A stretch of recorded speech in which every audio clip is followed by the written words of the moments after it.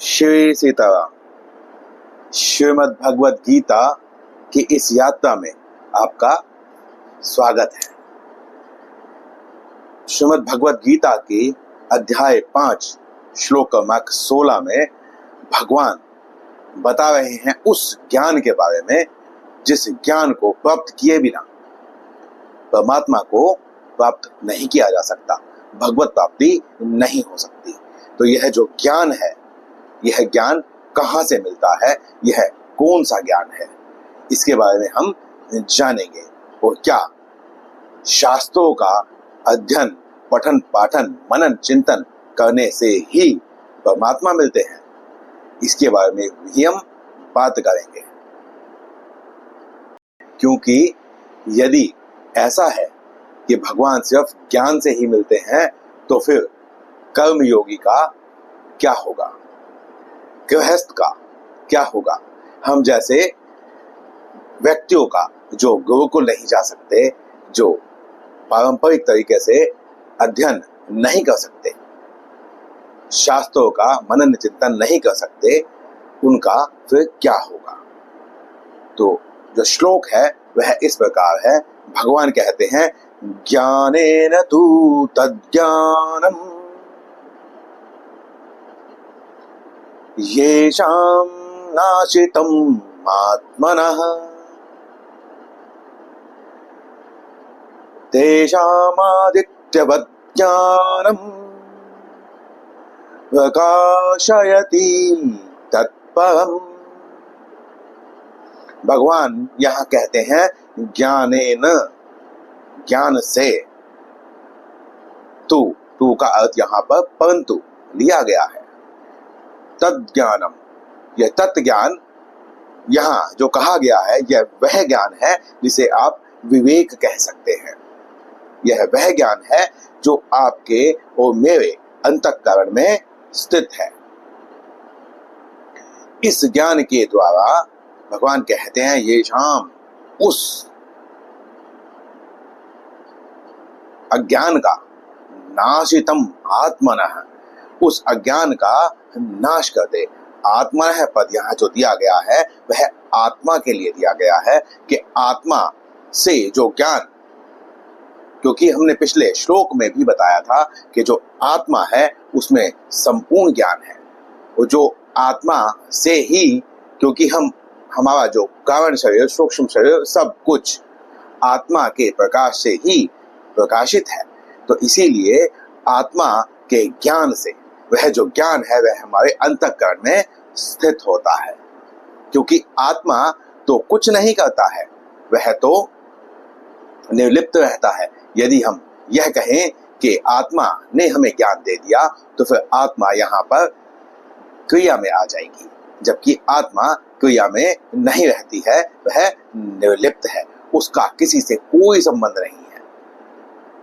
तो यहाँ पर जो कारण शरीर है वह उससे संबंध मानकर स्वयं को आत्मा मान लेता है। यही अहम भाव है। इस अहम भाव को जैसे ही हम छोड़ते हैं, वैसे ही मुक्ति, मोक्ष स्वतः सिद्ध है। क्योंकि बंधन कोई है ही नहीं, बंधन तो हमने मान लिया है। इसीलिए भगवान कहते हैं कि तेषाम आदित्यवत ज्ञानम, उसी प्रकार से जिस प्रकार से आदित्य अर्थात भगवान सूर्य, जैसे ही सूर्य का जब प्रकाश होता है तो नई वस्तुओं का सृजन नहीं होता है, बल्कि वह प्रकाश के माध्यम से जिन वस्तुओं को हम अंधकार के कारण देख नहीं पा रहे थे, उस प्रकाश के कारण हम उन वस्तुओं को सही सही प्रकार से, उनके सही सही रूप में देखने में सक्षम हो जाते हैं। तो उसी प्रकार आदित्यवत ज्ञानम, जिस प्रकार आदित्य के, सूर्य के प्रकाश में सभी चीजें सही सही रूप में दिखाई देती हैं, भगवान कहते हैं प्रकाशयति तत्परम, उसी प्रकार यह जो ज्ञान है, यह भगवान को, परमपिता परमेश्वर को, जो सर्वज्ञ है, सर्वशक्तिमान है, उनको प्रकाशित कर देता है। अब उनको प्रकाशित कर देने से क्या यहाँ पर यह प्रश्न आपके मन में उठा है कि भगवान को यदि कोई प्रकाशित कर रहा है तो वह भगवान से अधिक शक्तिशाली है? ऐसा नहीं है। यह प्रकाशयति जो शब्द आया है, यह हमारे हृदय में जो प्रकाश उत्पन्न होगा, उस प्रकाश के उत्पन्न होने से हम उस तत्व परमात्मा रूप को, जो परम है, जिससे परम कुछ भी नहीं है, उस परम तत्व को हम भली भांति देख पाएंगे। इसे ही आत्म साक्षात्कार, शरणागति, परम पद की प्राप्ति, मोक्ष इत्यादि शब्दों से कहा गया है। आप लौकिक में भी देखते हैं कि जब हम अपने ही घर में, जिस घर में रहते हुए हमें 20, 30, 40 साल हो चुके हैं, यदि वहां पर अंधकार हो जाए, बिजली ना हो, प्रकाश ना हो, तो हम अपने घर में ही भली प्रकार से चल नहीं पाते हैं। वहां पर भी हमें बहुत सावधानी से चलना पड़ता है, कहीं ठोकर ना लग जाए, कहीं हम गिर ना पड़े या कोई और दुर्घटना न घट जाए। उसी प्रकार यह जो जीव है, यह इसके अंतःकरण में, मन में जब अंधकार रहता है, यह उस अंधकार की वजह से उस ज्ञान को देख नहीं पाता है। इसीलिए यह सही सही से क्या करणीय है, क्या अकरणीय है, शास्त्रों का गूढ़ तत्व क्या है, कर्म किस प्रकार से करने चाहिए जिससे कि बंधन ना बने, वो बंधन है ही क्या, इस सब के बारे में जान लेता है। अब यहाँ हम बात करते हैं कि यह जो ज्ञान है, यह ज्ञान प्राप्त कैसे होता है।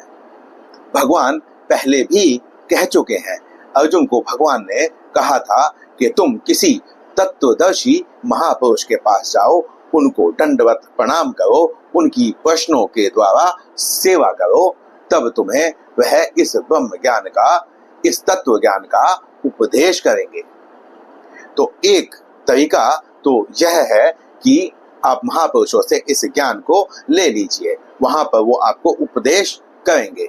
आपकी जैसी श्रद्धा होगी, जैसा आपका विश्वास होगा, जैसी आपकी क्षमता होगी, यह ज्ञान आप प्राप्त कर पाएंगे।